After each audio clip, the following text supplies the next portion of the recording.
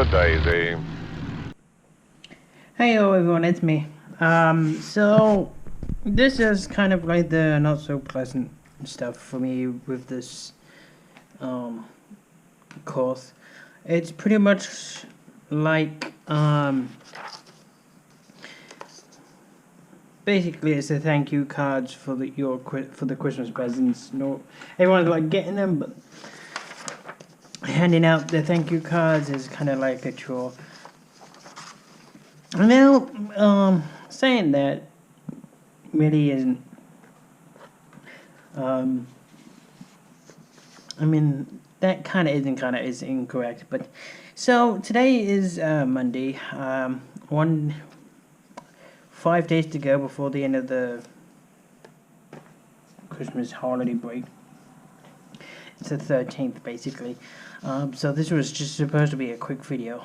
Basically, we got the faculty came back today, and I got the email from the instructor giving us all the details, and I'm reading it all and stuff like that. Now, when you're gonna do anything like this, such as I am, it's easier said than done, but we've got to recognize our own weaknesses as well as our own strength. Yes, I would prefer to focus entirely on the flying portion of this and the aviation and stuff like this, but I gotta face facts. My math sucks. The last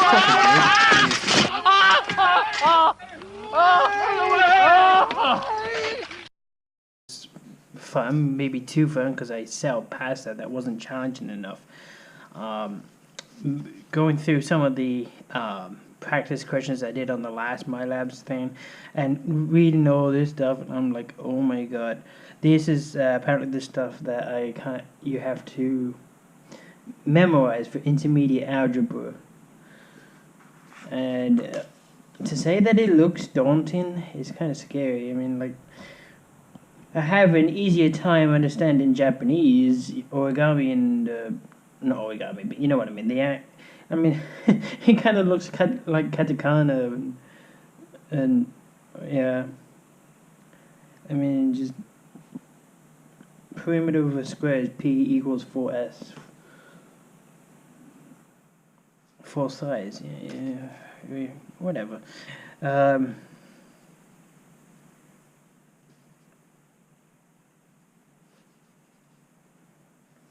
Perimeter of a rectangle is p equals 2l plus 2w. But no, anyway, so the that is for me to do as a little bit of a homework before we actually start next week on the Monday. Normally your instructor or your college will give you a copy of the syllabus or the calendar, basically what they intend to do. It's a good idea to review this and everything. By all means, read the email, check your email and stuff like this, especially if you're doing through a course like I am. The very first thing that comes to mind is like when I go to the last page and I see May 4th, and I'm like, eek, that's really not long at all.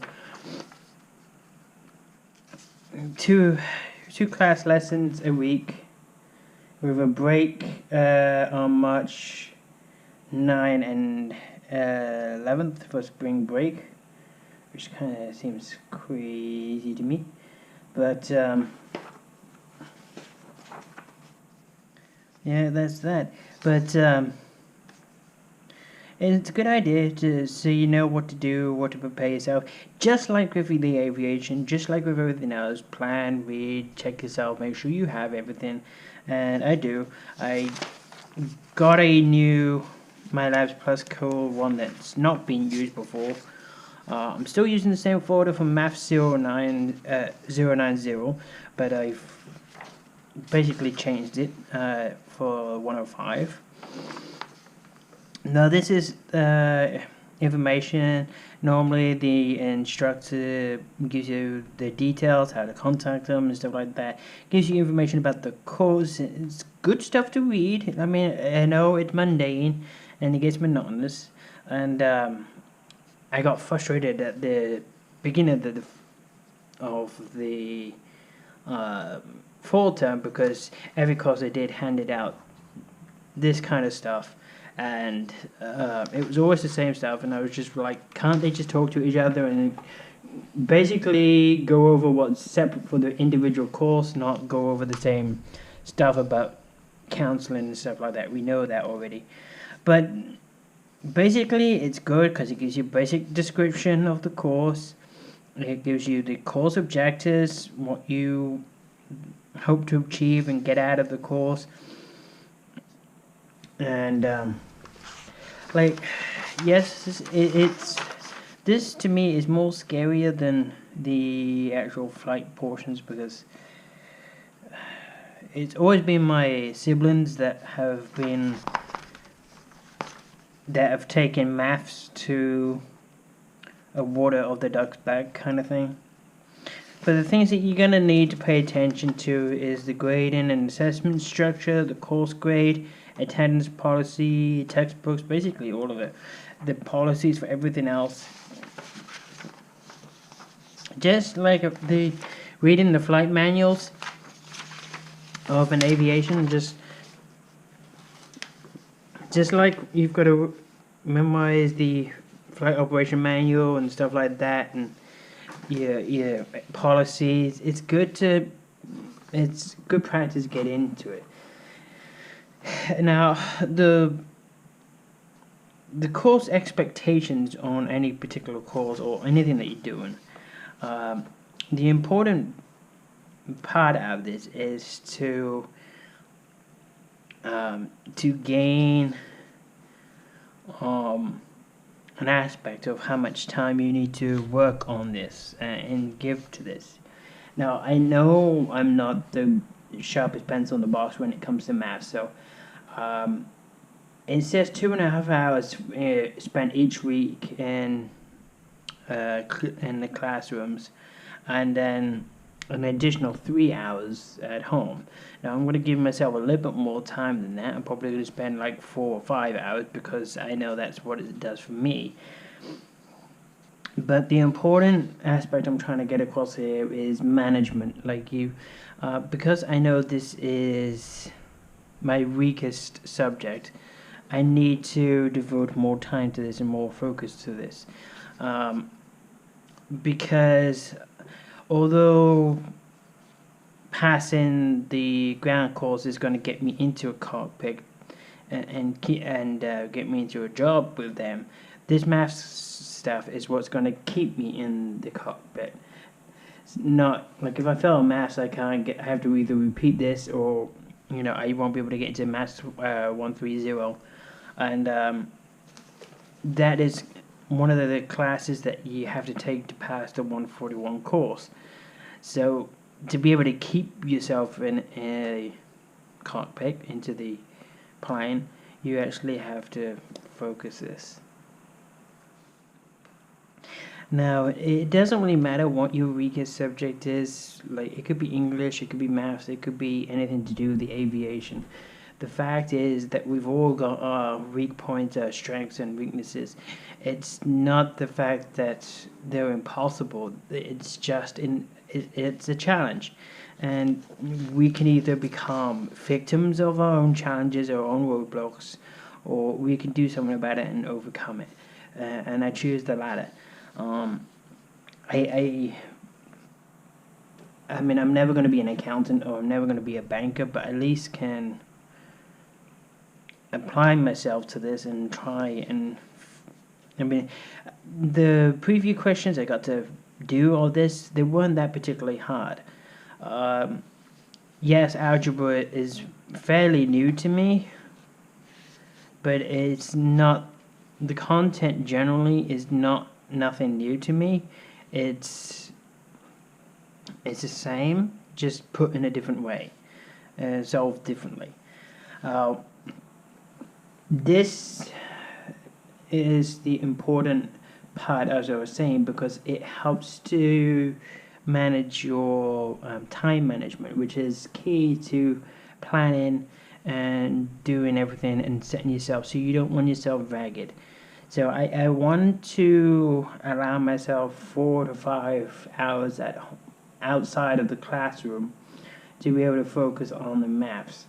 And it's going to be 6 hours out of classroom for ground school. Then you got 4 hours flight time, and then you got the 2 hours ground school class time. So you can add up all those hours, and then you know how much per week. So I was originally going to be taking the English class this week, but I kind of dropped that class because I realized that one, I'm going to have to work myself on this, and two, if you have a part-time job or if you're doing anything outside of the college, you're not going to leave yourself a lot of time, and I am trying to get part-time work, so with my hours of work and with the hours I want to do this, now you're talking about 5 hours for this, and that's almost half the day. I mean, it's not exact. I mean, I say half, almost half. I mean, it's not 12 hours, but it's a good portion. Now, see, you got the time it takes to travel. You got the time it takes for you to go to sleep, wake up, eat, travel, go to college, go to work, and you got to take into consideration after work you're going to be shattered, and then the first day of college you're not going to be used to it. You're going to be exhausted, and it takes a while for you to get into the groove of everything. And again, this is another reason why it's vital that you prepare yourself early and prep yourself so you can hit the ground running as soon as it's day one. Now, I'm doing all of this now on a Monday, and the first class doesn't start until a week today. But I am still reading all of this. I am mentally covering everything. I'm going through everything. I've been practicing a few puzzles online. There's a YouTube channel that I use called Maths Got Served. I do stuff like this mainly, and this is going to sound frustrating to some, or no other students probably going to say this, but this particular break that we had, in my opinion, is way too long. It was over a month and a half between the end of the fall term and the start of the spring term. I would have liked to transition from the fall to spring a lot quicker, just so I can mentally keep going. But the one key thing I wanted to note in here, and it kind of corresponds, like it seems like it anticipates our initial reactions when we see the calendar. When you first see it, it's like, oh my god, that's not a lot of weeks. That's only like 27 weeks, and or 27 classes, and sorry, 28. And then it says, first line, college math courses are conducted differently than high school mathematics courses. Often college courses test less frequently and are on a larger segment of material. It is not unusual to cover in one college semester what may have been covered in an entire year of high school. And yes, initially that was my reaction from the very first math course, was like, it took us all year to get to where we were in high school. And they did all of that from August to November.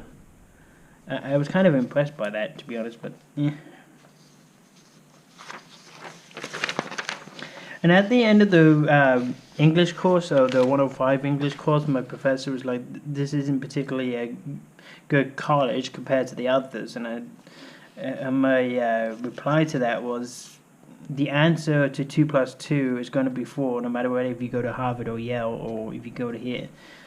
I mean, I understand the better money is you're supposed to get the better education and stuff like that, but no matter how much money you spend or don't spend, it's not going to change the answer to maths. It's not going to change the equations to aviation or stuff like this.